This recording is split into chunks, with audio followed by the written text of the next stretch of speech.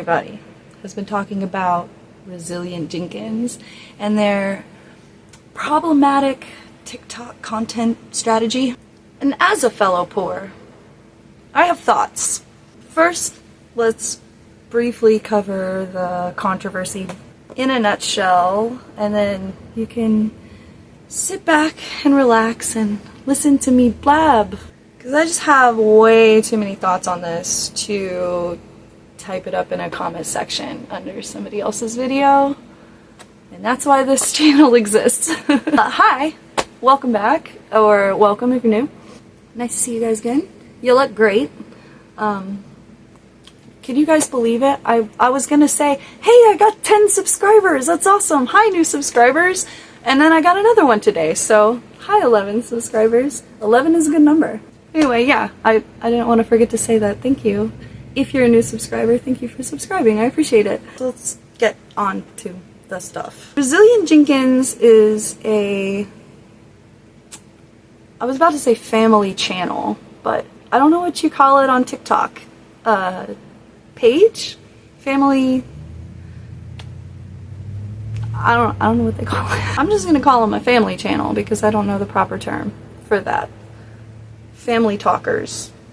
Family talk? Consists of like around the house vlog style content featuring the two parents, Steph and Drew, and their children. They're a blended family, which just means that they both had children from previous relationships when they got together. So they blended kids that aren't technically related to each other to be brothers and sisters. The reason that I was going to call them a channel again. The reason that the Resilient Jenkins is blowing up right now, I think, is twofold. On the one hand, they apparently live in abject poverty. The children, which is boys and girls, are all sleeping in the front room, all together on the floor, or they were all on the floor. I guess thanks to their followers buying them stuff off their Amazon wish list or whatever, they now have bunk beds for their girls, I think. But anyway, they're all in the front room together, while the two adults share the privacy of the bedroom with each other, and then presumably she's pregnant, so when her baby's born, I guess the baby will be in there with them too. I don't know. Hopefully they don't just keep the baby out there with all those kids. And so, you know, this abject poverty thing, they're getting a lot of views and donations, and I guess they're just kind of up there begging for money, more or less, because they're so poor, but they got all these kids to take care of. Don't you feel sorry for us? But on the other hand, we have them actually refusing to get jobs and even giving justifications for why they don't have to go work like everyone else does. So they created this content plan with the intention of garnering all this attention, all sympathy, and more importantly, views and donations, and for people to purchase things for them off their Amazon wish list. Instead of working what they call a W-2. They're using it like a slang for just like a normal job.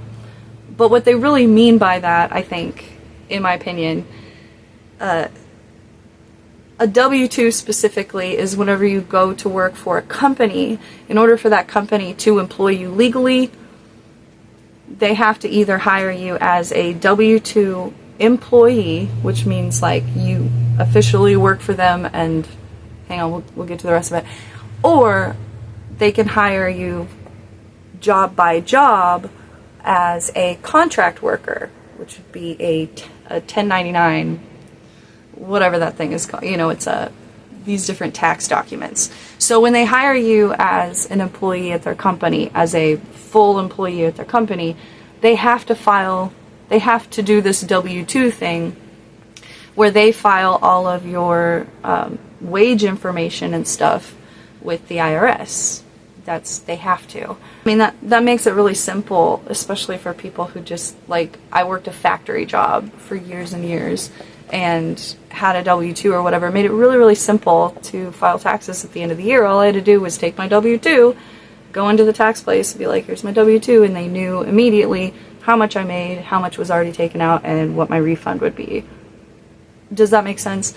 With a 1099 contract work thing, like say working on a graphic design job or something, you might want to file a 1099 to show that you made this particular money off of this particular job. Makes your taxes easy. Where am I going with this? I guess where I'm going with this is that it makes it a lot easier at the end of the year. But it leaves a paper trail where anybody who may legally have the right to some of your wages can see how much you made and can see if it's owed to them. So when you file a W-2, you can choose how much the government takes out for taxes, but they're going to take an amount out for taxes.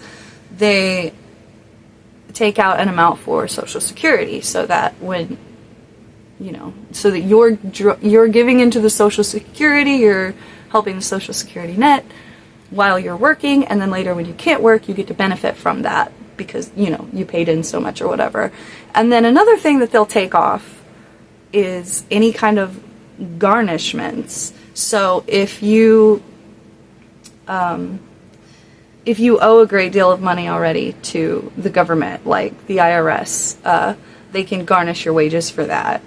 I think they can garnish your wages if you owe like court costs and things like that. But one of the things they definitely garnish is unpaid child support. So if you're not going through the proper channels and making sure that your children that you're supporting financially from a distance are supported, if you're not doing all of that, then the government can just take it from you when you work for a company that files W-2 taxes. Does that make sense? So they're using W-2 as a slang for a job that would file your information with the government. I'm just assuming that based on what they said, and like I said, as a fellow poor, you know, I know how people think down here at this level of the pyramid, okay? In any case, Drew plainly stated why he didn't want to work a normal job, and I swear when I heard him say this, I had like war flashback, like wartime flashbacks. Like, I don't know, I like heard the bombs going off and I was just like, oh, this is familiar. I guess a public response, kind of. Yeah, our public response. Not just the child support thing. Child support. Okay. Child support and child. I have the one other child, Anthony. I've been paying child support via garnishments ever since I can remember. And I worked out with W-2 since I was 18, 19. Multiple jobs. Never made above 22 an hour. Work jobs that worked your body to the bone. And yeah, I worked retail, I worked overnight, I worked at Home Depot. I pumped gas. I pumped gas. I did HVAC for a year, and even HVAC. People say, "Oh, HVAC, we pay." Hey, I was there for a year, doing the most work, coming on the weekends to do scrap metal, and then going to Jackson's. And I only got a $4 raise after a year, and people got an $8 raise, making 32 plus, and they sat me at 24, and there wasn't any complaints. The complaint was, "Oh, you're requesting too many days off." Yes, because I want more money, so I'm trying to find other ways to make money. They've taken out 9-10 grand from taxes, and I let them. I didn't fight any of it. If the other party hasn't received it, that is not on me. I don't have any of that money. I think I owe $6,000 is all I owe, which most of that got taken care of last year, and everything else is via garnishment, except for now, because I haven't gotten, I guess except for now, but I'm 4 or 5 months behind. Things happen. Huh? They want to know why you're not involved in stuff. Oh, why? Yeah. I don't need to explain why. I don't need to explain everything. I can't explain everything. And that's the thing, it's not their life. I've been judged all my life. I'm just letting them know if they think the child support's one thing, and this is, if they believe, people are going to believe one side or the other. That's entirely up to whoever watches or listens to this. I guess he had a couple of reasons, and one of them was that he just never thinks he's paid what he deserves, and that he never got a raise, even though he was there longer than people who did get raises. So he didn't want to work there anymore. And because he didn't want his paycheck to be garnished to go to child support. Which we found out from someone else on TikTok that, yeah, he owes a lot of money, I guess, in child support, and just refuses to have anything to do with that kid completely. So, like I said, as a poor, I have thoughts. If I had a gaggle of children like that, and I lived in a one-bedroom apartment, let's just imagine for a second that I do. I've got like 5 kids running around, and some of them are girls and some of them are boys. What I would probably do is I would sleep in the front room with the boys and let the girls have their own room, or vice versa, just really depending on who I thought could handle the room on their own better. Probably the more responsible ones would get their own rooms. When kids get older, they need privacy. They need a door to close. Living on top of each other like that is not good for your mental health. It is not. Don't tell me it is, because it's not.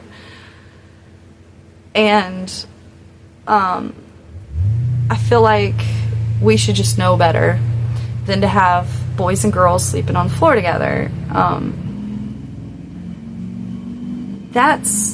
She says that she's done the rounds of CPS before, she's learned her lesson and she knows all that, but they would have told her that. I see that people did bring up my history with CPS.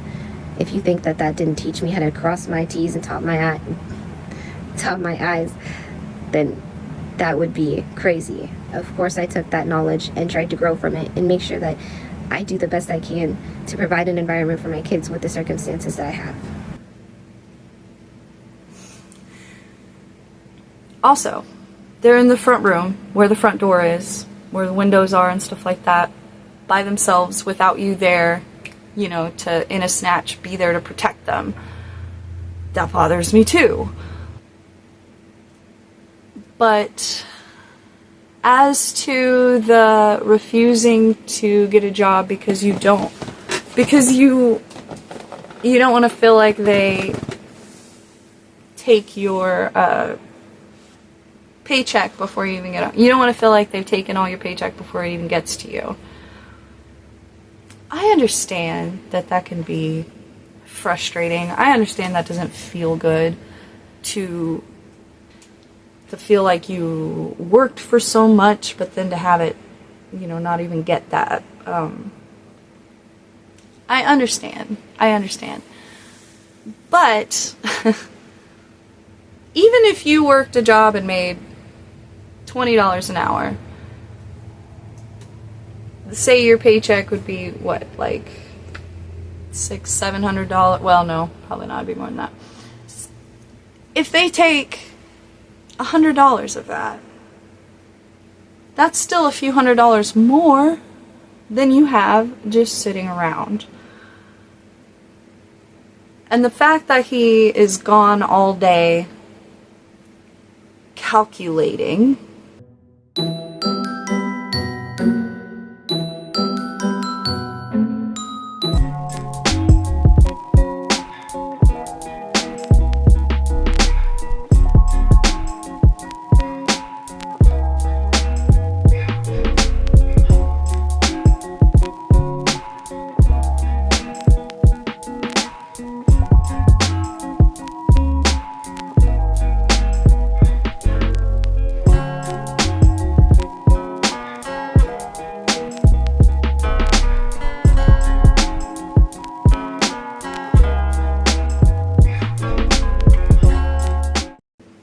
What does that mean? What does that mean? Calculating? So he's the one making these Amazon wish lists, and it takes him all day to do it? I don't understand that. Is he hustling? Like, is he, what is this guy doing all day that he comes home, that it's an early day if he comes home at 9:30 p.m.? What? Something doesn't seem right about that. So I was having the wartime flashbacks. I guess I should expand on that a little bit. My son's sperm donor, who, I was 19. I was 19 when I got pregnant, and I didn't know shit, and my priorities were a lot different in 19, and they were stupid priorities. But my son is literally like the coolest person I've ever met, so I'm not, I don't regret it. But, I didn't know shit. His dad, said the same thing. His dad already had kids that he didn't want to pay child support for, so he wouldn't work a normal job for more than a month or two, because as soon as they found him and started garnishing his wages again, he would quit, and then he would go couch surf for a while or whatever. I only knew him for a very short time before I got pregnant. Stupid girl. I shouldn't say that. I shouldn't call myself stupid, but ignorant little girl. Say that. I should have seen that coming, but he was exactly the same way with me, and as soon as I was still pregnant when he left to go move in with his old lady, the original old lady, because she wanted him to come help. If you're not gonna work, the least you can do is come be my free childcare. Isn't that weird? He's they have a word for that now, but back then they didn't, but hobosexual. And he would say the same thing, like, they would take so much of my check that it's not worth it for me to go work. And just, yeah, so that's my personal horror story. And when this guy was talking about it in that response video, it just sounded so eerily similar. This is grifting. So I wanted to talk about them because they're doing like family content and they're including their children in it and stuff, but I also felt like I needed to say something because this is so grifty. They're not disabled. They're not, like, they didn't just have a disaster happen to them or anything like that. Like, this is their life. This is apparently how they've been living for a while now. And their big strategy to having a better life is this, to garner sympathy on TikTok and get lots of free stuff out of it, I guess, to monetize their content so that they don't have to work. As a fellow poor, I totally understand the desire to do that. I do. But wouldn't it be better to make content that has some kind of a value to it, that isn't just exploiting your kids for views or exploiting your situation, pulling on people's heartstrings to make them feel sorry for you. I don't know why anybody would want that unless they just want money and that's all they care about is the grift. the grift is the grind. That probably seems bizarre to most of it. It seems very bizarre to me that, I mean, I don't think I would be sleeping very well at night knowing that I intentionally made people feel sorry with my content. Made them feel sorry for me. Pity me. Like, the other types of family channel exploitation will affect the children later in life in a lot of ways that we've already talked about, I think. Like, having your personal private moments broadcast to a bunch of people that you'll never meet. And all, you know, embarrassing things, and also creepy people using your, you know, messy eating videos for creepy purposes. Like, there's all that. But I think in this specific case, those kids are going to grow up with that. Like, how many of you would have liked to have grown up in a one-bedroom apartment, sleeping on top of each other on foam mattresses, you know, while your parents cry for sympathy money on the internet? How many of you would like to have had that broadcast to where now millions of people have seen this? Millions of people know exactly where you grew up and what kind of a house you grew up in. Millions of people have opinions on you and your brothers and sisters and your mom and your dad's other women that he's had before. Like, now all these people have opinions on it and stuff, and you have to grow up with that. Like if you were a Kardashian kid, except without all the money. You know? In a way, this is so weird, but in a way, these kids are like Kylie. These kids are Kylie Jenner right now. She grew up on Keeping Up with the Kardashians, right? And now has to deal with the same thing. All these people know her family, and they know what she did as a kid.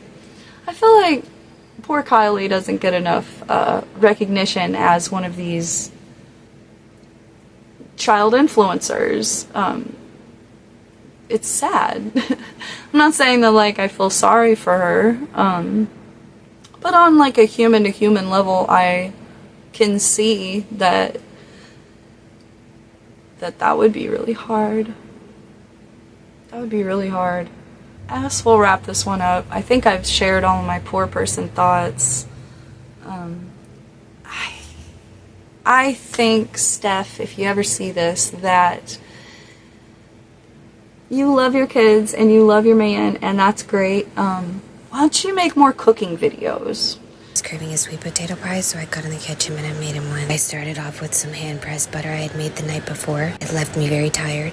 Why don't you focus more on showing things that are exciting to you, making people excited for you, instead of this begging money from people, instead of just outright begging people for money? Why don't you give them something? This right here. That's why I don't do a middle part, because it's giving that dog. You know the one I'm talking about. Or 80s. Bro, how do you see these two faces and follow them on social media and not think crazy? How did they ever have a consistent following? What were you all sucking up, huh? Just here's a cooking video. Here's some art that I drew. Maybe she draws. I don't know. Maybe she does anything like that. She does her kids' hair. Couldn't she do, like, hair videos that don't exploit the children, that don't show the children's faces or things like that? Like, I don't know. It just seems like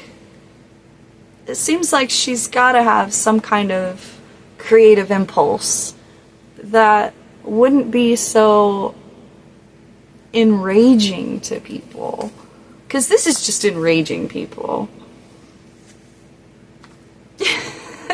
I guess that's one way to make it big, is just enrage people. But I don't know how y'all sleep at night. Okay, so I guess that's it for today. I can't think of what else I wanted to say. I'm so happy that I got some more subscribers. So there's more of you to talk to every week. I guess until I see you next time, don't join a cult.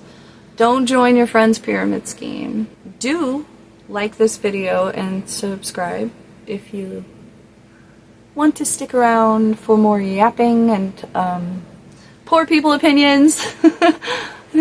I think those are really catching on these days. Yeah. I love you guys, and I'll talk to you later.